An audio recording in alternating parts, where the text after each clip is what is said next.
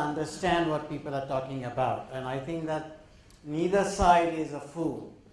No, not the politician and the businessman on the one side, nor top journalists. I think that one of the things you find in the US that perhaps acts as an insulation against this kind of cross-fertilization between journalists and owners and politicians and other special interests is the concept of an ombudsman. Somebody who can say, well, this is right and this is not right. Having said that, I think the penalties that you pay in the US, but I know this only because that's where I've worked, the penalties are enormously high. You couldn't be hired anywhere else if your reputation is suspect, or as Nick said, the perception that you are on the take is somehow circulated out there. Let me give you a practical example, because IBN Lokmat was a channel that I used to sort of look at as an editor here, Marathi channel. We did a series of investigations on Chhagan Bhujbal and his education institutes. Lo and behold, the day after we did it, the channel was switched off in Nashik. I left 5 months ago, I don't think it's come back. It certainly didn't come back for 2 years. Why? Because Mr. Bhujbal controls the cable network of Nashik. You cannot do a story today against the Akali Dal in Punjab on television. The Akalis control the entire cable network of Punjab. You cannot do a story today against Jayalalitha in Tamil Nadu on television. She controls the entire television network in Tamil Nadu. You could not do a story against the Reddy brothers in Karnataka when they were in power because they controlled large parts of the cable network in Karnataka. Now, who are you going to blame? Are you blaming the journalists for this? I mean, it's unfair. I think journalists would love to do more exposés. What do? There's a channel today which doesn't allow the Aam Aadmi Party on its network. I saw a bizarre situation where you had Congress and BJP discussing Delhi, whether we liked it or not. The Aam Aadmi Party is a player in Delhi. Why? Because the Aam Aadmi Party has taken on the owner of the channel. So, what does the journalist wants to do? I think we have to understand the constraints of the journalist. The problem is, I want Chhagan Bhujbal to be exposed. The people of Nashik want him to be exposed. But he controls cable. Is anyone, and the problem with our government in this country is they are so busy with content regulation.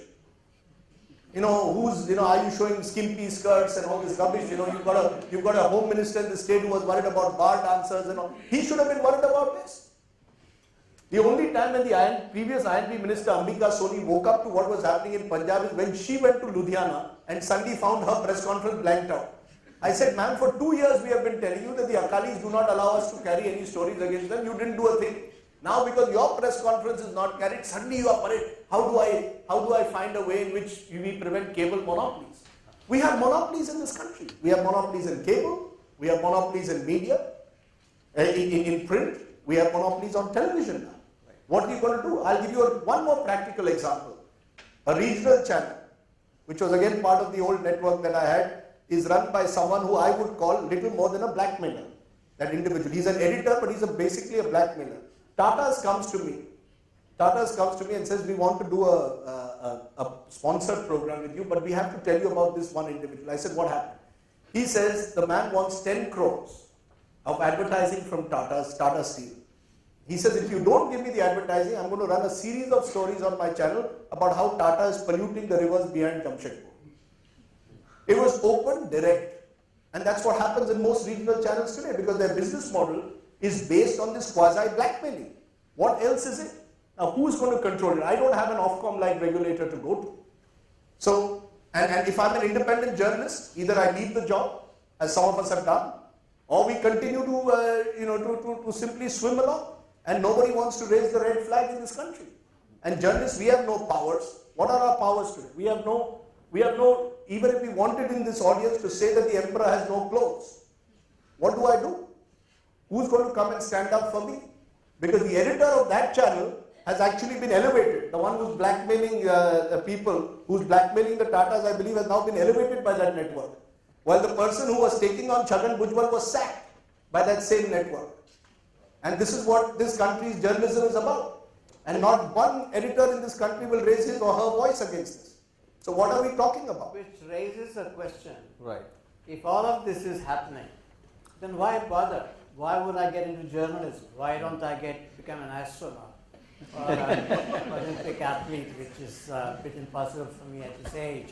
But if journalism is that much of a difficult profession, made more difficult day by day by these corrupt practices and these kind of obstacles put by owners, politicians, then why bother? When you know that you are not going to be able to report independently, and even if you do report independently, your output is not going to be seen by the general public. Nick, I think looking outside the beat, which has had a certain background historically, I mean, do you see new models emerging which will allow independent journalism? Or, even in America, I mean, you can't go to a Fox News and think you will get a balanced view. You will get one kind of view. Yes, but people go to Fox because that's what they want to hear. That's why it's so popular. Because and it's doing better than CNN. Journalism is preaching to the converted in some ways, in some channels. I mean, you know that a certain kind of newspaper or a certain kind of newspaper will only purvey a certain kind of news or a certain angle, right? So is that not also messing around with the freedom of journalism? And what are the new models that are emerging? Is a pro publica kind of model which is driven by philanthropy, or will you fund it something like a university where there is a certain amount of basic corpus and funding available? In India also those models are emerging. Do you see that as the future of journalism anywhere in the world? Of course in India you need it even more, because I think we have had a completely compromised system. I think we should have you as a panelist, given your own experiences and where you're pushing journalism in this country, because I do think that you've got to think far more broadly than the kind of lexicon you've been using about print journalism and television journalism. It's now about platforms of content, and that's the way it's going to go. And therefore, what we've been talking about in your experiences, and the kind of experiences which certainly British broadcasters and now the British print media, who are now multi-content platforms, they are not only doing print, they are doing video. There's a merging now, and so I think you've got to change the whole prism of how you see the ways of distributing journalism. And we can talk about what journalism is. I don't like the term citizen journalism. I talk about them as information doers, because I think journalism should be adding value. And that's where the role of this comes in, or the smartphone. And you're going to have 4G in this country before too long, where people aren't going to be necessarily going to the cable channels. They're going to be consuming stuff, sitting in their car, on the bus, sitting there, consuming either a linear channel or whatever they want from the website, providing that the bandwidth is there, and on 4G you will have it. This is a wholly different game that we're in. The question, therefore, is, for me, is not really about whether this is monetized, because that's a commercial issue. Given that we're talking about the frenemy, it's who is publishing what on blogs, on Twitter, and so on, and what are they saying, and how accurate is it? And the journalists who are now being pulled apart for things like hacking. There will be a large number of people out there already who are now entering this space as kind of in this middle ground of between journalism and just people who are recording and uploading, who are now offering opinions, and often, as we're seeing with some who tweet, they are, by the standards of British law, libeling people. And you just use a series of phrases like blackmail on a public platform, which I certainly could never do in Britain. Now, I assume you've got the evidence to back up everything you've said. But there are those in the blogosphere and then in the Twitter sphere and the Facebook sphere who can now make these kind of allegations without any kind of editorial control or verification. Certainly where I've been working, whenever anything like that is used as a basis for journalism, it goes through a very, very strict verification process, whether it be words or certainly in video and pictures, which, as we know, can be played around with. Will that still happen? Will that still happen as it becomes a multi-content platform? Do you believe the same level of verification will continue, or do you believe that there will now be a tendency to take shortcuts, to sort of put the information out even without verifying? I think there'll be temptations, but that's where the power of the kind of news sites that you're involved in will be very important. But and it depends on the law as well, and how the law keeps up with the change of technology. What is the status of this? In Britain, the television license, I mean, to give you a crude example, the television license is paid by everyone who has a television set. It's £145.50. It's frozen for 6 years. But what status does someone who has one of these have? Is that a television set or not? Should they be paying £145? It's the same for what is the legal basis of whatever text or picture or video is now delivered on YouTube or on any of the sites. If it comes with, say, a BBC branding, then the assumption has to be, and certainly I'm not a BBC manager, but the BBC will take a view that everything that is on a site where we publish, that has to be scrutinized and verified and has to be the most watertight possible when it comes to legality. But there are many others out there who are prepared to take risks. And the question is, who's going to take legal action against them, in which sovereign state, under which law, in which area? Right. The sheer amount of self-publishing and blogging and social media comment and all that goes on essentially means that the old standards of journalism will fall. Not that we had very high standards to begin with in India, but even what standards were there are probably going down further, because I think everybody wants a bit of excitement for free.